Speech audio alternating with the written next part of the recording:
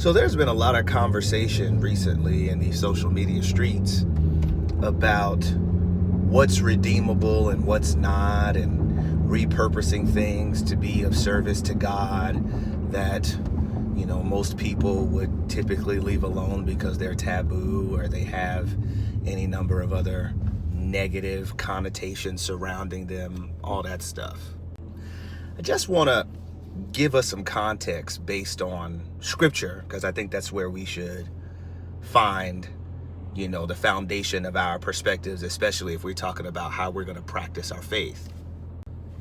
We shouldn't start with philosophy or what seems to make logical or philosophical sense, because we might be in danger of starting from anti-biblical or anti-Christian philosophy, right? Ideologies and systems of thinking that do not align with scripture primarily.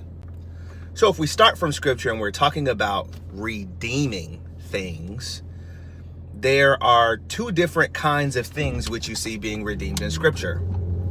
Things which started off good, right, pure, proper, and were corrupted, or things which were neutral, right? Not inherently good, not inherently bad, just neutral, right? No moral, inclination one way or the other.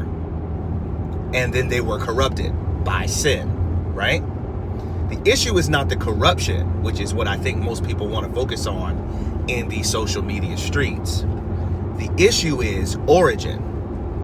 The idea of redemption or redeeming something in a biblical sense is irrevocably tied to restoration, restoring something to its original design, either as good or as neutral, which lets us know that things which originated as evil, originated as abhorrent, originated as taboo, can't be redeemed, because you can't restore something that started off bad into something that's good. That's not redemption. That's not restoration.